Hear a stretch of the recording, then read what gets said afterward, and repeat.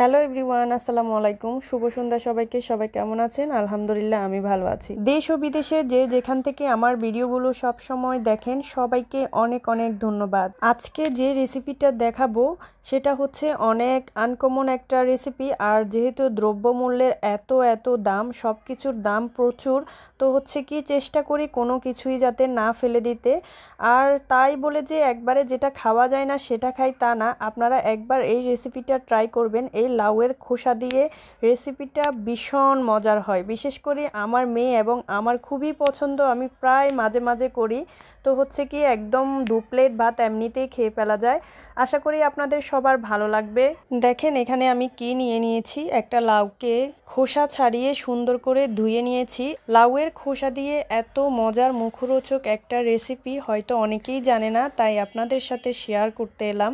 তো দেখতেই পাচ্ছেন আমি এখানে কি করতেছি। এখানে হচ্ছে আমি পেঁয়াজ কুচি, চিংড়ি মাছ, দুটো তেজপাতা, কয়েকটা কাঁচামরিচ, কয়েকটা রসুন এবং শুকনো মরিচ নিয়ে নিয়েছি। তো প্রথমেই আমি চুলায় একটা পাত্রে পানি বসিয়ে দিলাম। পানিগুলো গরম হয়ে আসলে সেখানে লাউয়ের খোসাগুলো দিয়ে নেড়ে ছেড়ে সিদ্ধ করে নিব।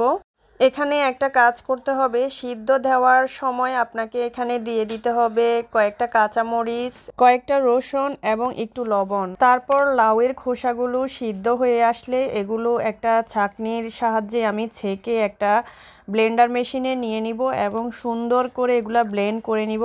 এই যে দেখতে পাচ্ছেন ব্লেন্ড করে নিয়েছি, কি সুন্দর সবুজ সবুজ দেখা যাচ্ছে, খুবই ভালো লাগে। কচু শাকটাও কিন্তু এমন দেখা যায়, ঠিক এমনটাই দেখাচ্ছে। তারপর একটি কড়াইতে আমি কিছু সরিষার তেল দিয়ে দিলাম। তেলগুলো গরম হয়ে আসলে সেখানে 2-3টে শুকনো মরিচ, একটা তেজপাতাকে 2 টুকরো করে দিলাম এবং দিয়ে দিলাম আগে থেকে কুচি করে রাখা পেঁয়াজ।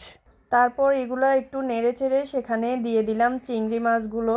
তারপর দিয়ে দিলাম অল্প পরিমাণে কিছু লবণ, যেহেতু ব্লেন্ডার করার সময় আমি একটু লবণ দিয়েছি। এরপর এখানে দিয়ে দিলাম আমি হলুদের গুঁড়ো, জিরে গুঁড়ো, ধনিয়া গুঁড়ো।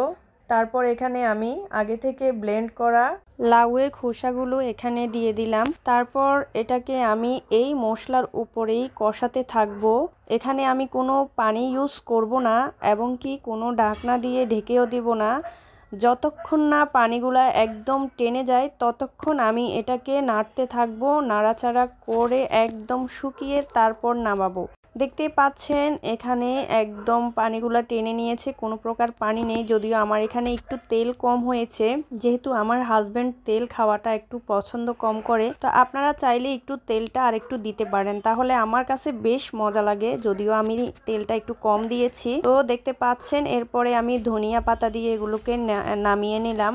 এই যে রেডি হয়ে গেছে আমার মুখরোচক লাউয়ের খোসার রেসিপিটি। আপনাদের কেমন লেগেছে অবশ্যই জানাবেন এবং প্রয়োজনে অবশ্যই একবার হলেও ট্রাই করবেন। আল্লাহ হাফেজ।